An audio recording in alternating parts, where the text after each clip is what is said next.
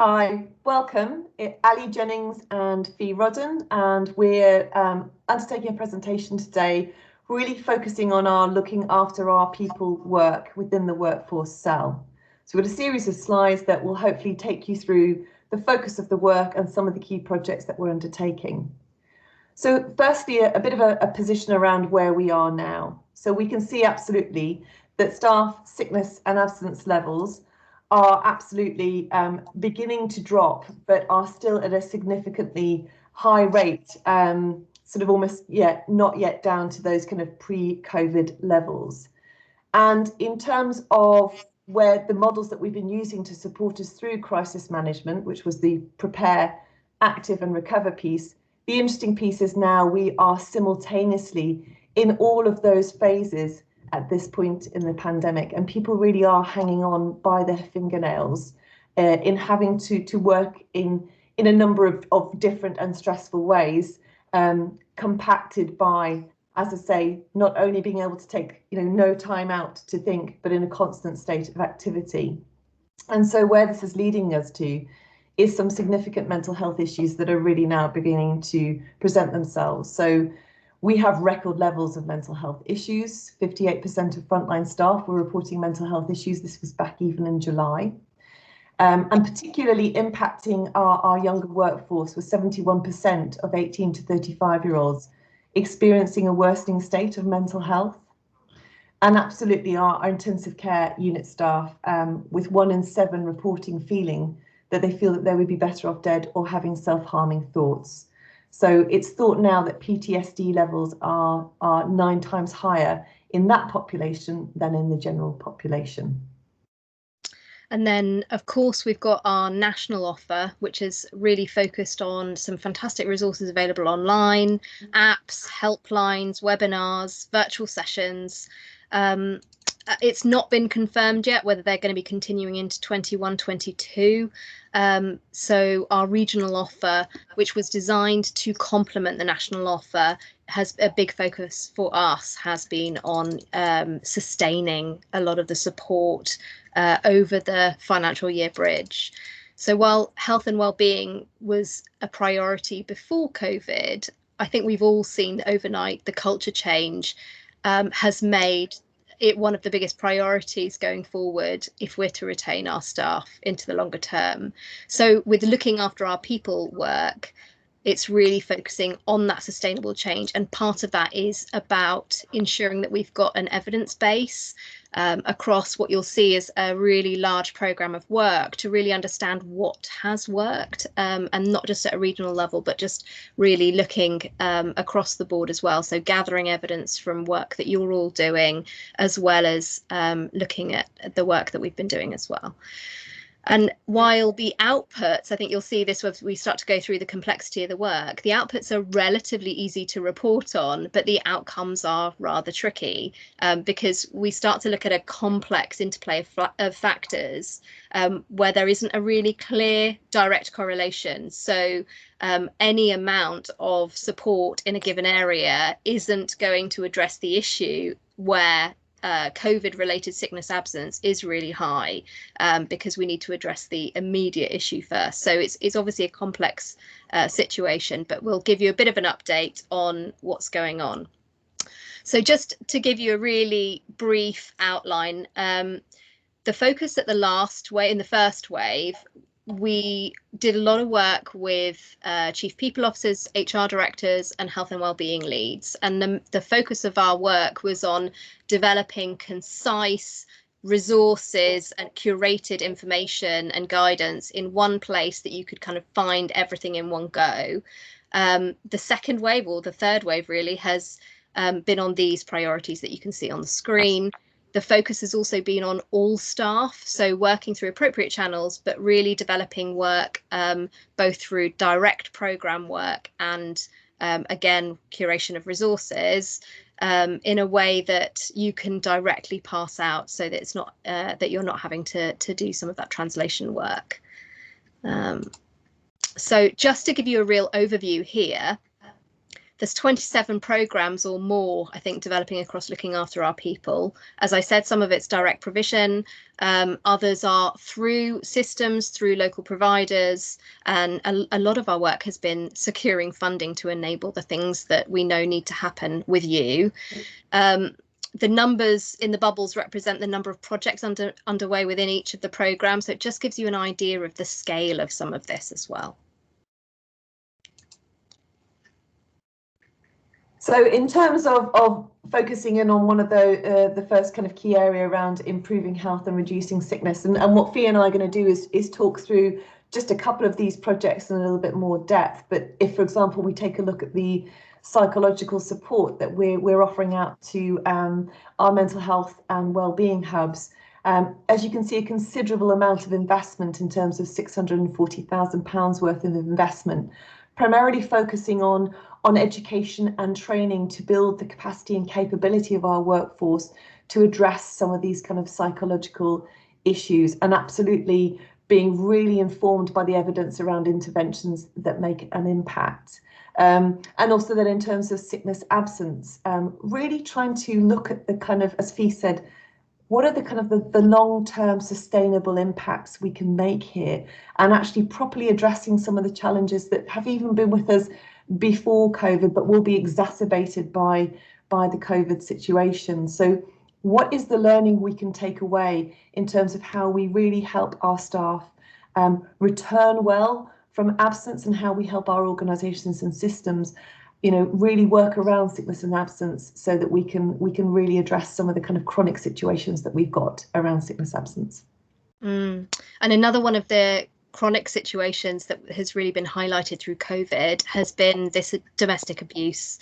And we're working with a charity called the Employers Initiative Against Domestic Abuse, we're going to support a number of pilot beacon sites. So this is them providing direct support to a trust to develop around, you know, what's the need within that organisation. So it's a very tailored approach. It's not a sort of one size fits all, to look at policies, not just directly around domestic abuse, but also the impact of flexible working requests, where, for example, an individual may be under pressure from a partner to work certain hours and to be at home on certain days. So it's sort of, how do you identify domestic abuse through other policy work, as well as training to staff to identify it in other staff members and patients as well. So that's going to be a fairly big piece. We're also going to be hopefully developing an NHS model which will be done at a regional level across those pilots, and that best practice can be rolled out to other NHS organisations. So that's a really exciting piece of work. There's some fantastic work going on in local organisations as well. So £50,000 was secured to go to trusts to develop wellbeing initiatives. So things like online platforms and apps for delivering health and wellbeing information, as well as, I know Louise is going to share with us about the fantastic work that's gone on at Royal Surrey as well.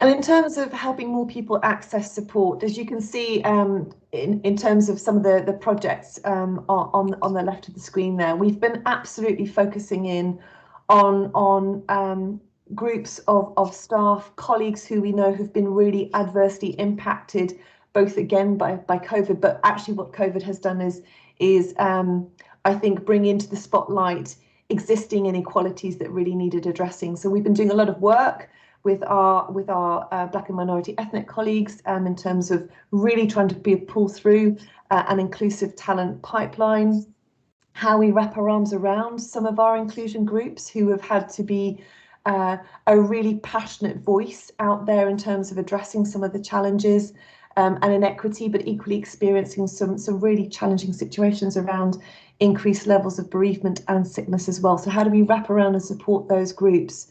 And equally looking at our BAME women leaders as well. So really thinking about how we support some of our networks to really have an opportunity to both have some resilience through this process, but opportunities also equally to perhaps absolutely grow and thrive as well. And in particularly focusing in on how we address some of the challenges around vaccine hesitancy as well. And then on the right hand side of this slide, it's really talking to the other side of this priority, which is around improving access. So the thing we really saw in the first wave was that you can have all the wonderful support and resources under the sun, but not everybody is accessing them. So part of this was focusing on a fantastic new website that Ali's hosting on the Leadership Academy site. And in the first 4 days, we had over 866 hits across the main looking after our people site and subpages, which is a real it's a real success in considering sort of some of the average hits that we've seen with a much smaller size of site that we had for the first wave.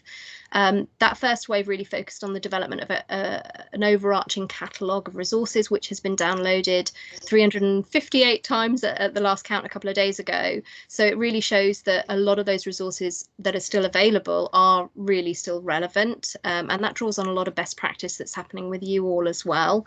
And then the next element there is around a lot of the work that we're doing around health and well-being is the really simple, obvious stuff. So some of this has been knowing that we've seen issues for sickness and absence in groups that are not necessarily accessing staff intranets or accessing email bulletins and things like that. So it was really just about getting posters on walls. So I think that's also accounted for a bit more traffic on the website than we've had previously.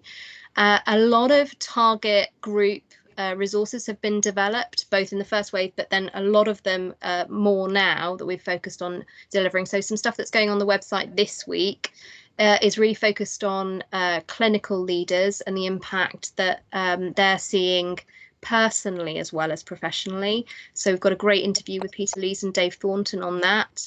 Another piece that's really focusing on parents and children and mental health issues with TV psychologist Tanya Byron. We've got one coming up next week on the importance of rest. So I think that's something that's on a lot of people's minds at the moment about the the need to take a bit of a break. So there's a huge range of things. I obviously won't go through all of them. And then in terms of connecting, empowering and supporting, we've been very much working through the fantastic health and well-being leads working in our organisations and our systems, and really trying to ensure that we are curating and offering them the support and resources they need, but also really building on the expertise that sits in that network. And that's where we've had our 17 health and well-being meetings, where often either sort of bi-monthly and more recently weekly, with some great attendance from colleagues who are listening to educate themselves further around, examples around things like trauma and bereavement, best practice, but also really importantly how we look at supporting some new roles around well-being guardians, which are going to be our non-executive director allies at the most senior levels within organisations, and equally how we build the concept of what a health and wellbeing ally across our organisations looks like. And again, always with that eye on the sustainability of the great practice that we're discovering at the moment, is how do we embed this learning so that it really informs our work on workforce as we move forwards and can tackle some of the long-standing issues around retention, attraction and development of our workforce. And so we have a network, and their second meeting was literally yesterday, really focusing in on how, as I said before, we look at embedding what we're learning all the time through our work. Mm.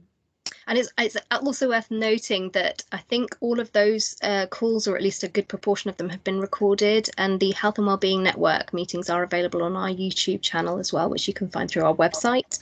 So if there's a particular topic that's of interest to you or your teams.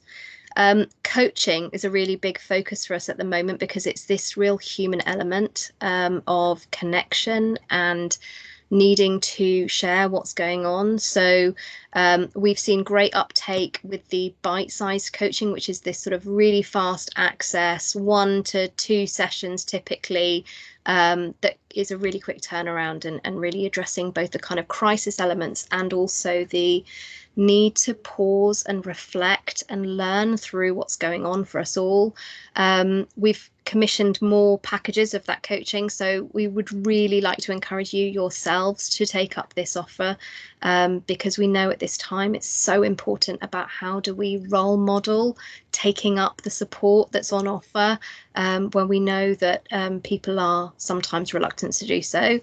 And we've also started this FMLM package, the Faculty of Medical Leadership and Management, for medical directors, allied health professional leads, midwives, nurses, and their deputies as well. So that has gone out to them through those networks. But just for your awareness, I think that the uptake has started, but we would love to see that grow over the next few weeks.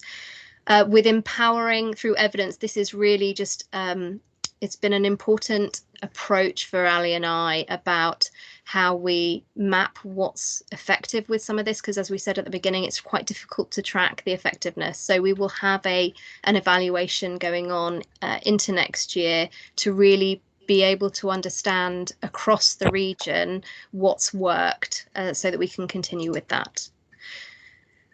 So if you want more information, please do go to our website. We will have a members only site for chief people officers and those leading initiatives, which will be published on there very shortly.